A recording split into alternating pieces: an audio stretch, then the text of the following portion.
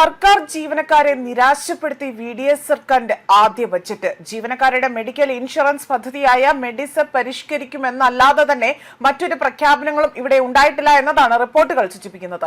UDF സർക്കാരിന്റെ ആദ്യ budget വികസന പദ്ധതിക്ക് മുൻഗണന നൽകിയെങ്കിൽ പോലും സർക്കാർ ജീവനക്കാരും പെൻഷൻകാരും അവർ പ്രതീക്ഷിച്ച ആശ്വാസ നടപടികൾ എത്രത്തോളം ലഭിച്ചു എന്ന ചർച്ചയാണ് ഇവിടെ സംസ്ഥാനത്ത് ഇപ്പോൾ സജീവമാകുന്നത്. ചുരുക്കി പറഞ്ഞാൽ സർക്കാർ ജീവനക്കാർക്ക് ഈ ബജറ്റ് വലിയ നേട്ടങ്ങൾ സമ്മാനിച്ചിട്ടില്ല. എന്നാൽ വാതിലുകൾ പൂർണ്ണമായും അടച്ചിട്ടുമില്ല. മെഡിസെപ് പരിഷ്കാരവും പങ്കാളിത്ത പെൻഷൻ പദ്ധതിയിലെ മറ്റും ആ ഒരു മാറ്റം ഇവിടെ പ്രതീക്ഷ നൽകുമ്പോൾ DA കുടിശ്ശിക, ശമ്പള പരിഷ്കരണം, ലീവ് സറണ്ടർ തുടങ്ങിയ വിഷയങ്ങളിൽ വ്യക്തതയില്ലാതെ തന്നെ ജീവനക്കാരിൽ നിരാശയ്ക്ക് കാരണമായിട്ടുണ്ട് എന്നതാണ് പറയുന്നത്. ജീവനക്കാരുടെ പ്രതീക്ഷയും സർക്കാരിന്റെ സാമ്പത്തിക യാഥാർത്ഥ്യവും തമ്മിലുള്ള സന്തുലിതാവസ്ഥ കണ്ടെത്താനുള്ള ഒരു ശ്രമമായാണ് ഈ ബജറ്റിനെ കണക്കാക്കേണ്ടത്. എന്നാൽ ഈ സന്തുലിതാവസ്ഥയിൽ ജീവനക്കാർക്ക് ലഭിച്ച പങ്ക് എത്രയെന്ന ചോദ്യമാണ് ഇവിടെ ഉയർന്നു കേൾക്കുന്നത്.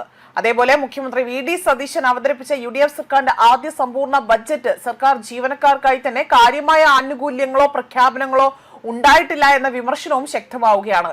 ജീവനക്കാരുടെ ആരോഗ്യ ഇൻഷുറൻസ് പദ്ധതിയായ മെഡിസെപ് പരിഷ്കരിക്കുമെന്ന് ആ ബജറ്റിൽ പ്രഖ്യാപിച്ചു. ഏറെക്കാലമായി ജീവനക്കാർ ഉന്നയിച്ചിരുന്ന പ്രധാന ആവശ്യങ്ങളായ പല കാര്യങ്ങളും ഇവിടെ തങ്ങൾക്ക് കിട്ടിയിട്ടില്ല എന്നും അതേപോലെ തന്നെ വിരമിക്കൽ പ്രായം തുടങ്ങിയ വിഷയങ്ങളിൽ വ്യക്തമായ ഒരു പ്രഖ്യാപനം ഉണ്ടായിട്ടുമില്ല. ലീവ് സറണ്ടറുമായി ബന്ധപ്പെട്ട ഉചിതമായ തീരുമാനം കൈക്കൊള്ളണം എന്നതാണ് ഇപ്പോൾ ബജറ്റിൽ പറയുന്നത്. എന്നാൽ അതിന്റെ വിശദാംശങ്ങളോ സമയപരിധിയോ വ്യക്തമാക്കിയിട്ടില്ല. ഇതും ജീവനക്കാർക്കിടയിൽ ആശങ്ക ഉയർത്തുന്നുണ്ട്. അതേസമയം പങ്കാളിത്ത പെൻഷൻ പദ്ധതിയിൽ മാറ്റം വരുത്തുമെന്ന പ്രഖ്യാപനമാണ് ബജറ്റിലെ പ്രധാന ശ്രദ്ധേയമായ കാര്യം. നിലവിലെ പദ്ധതിയിൽ നിരവധി അപാകതകൾ ഉണ്ടെന്ന വിലയിരുത്തലിന്റെ അടിസ്ഥാനത്തിലാണ് സർക്കാർ മാറ്റങ്ങൾ ആലോചിക്കുന്നത്. എന്നാൽ പുതിയ സംവിധാനം എങ്ങനെയായിരിക്കുമെന്ന കാര്യത്തിൽ കൂടുതൽ വ്യക്തത വരേണ്ടതുണ്ട്.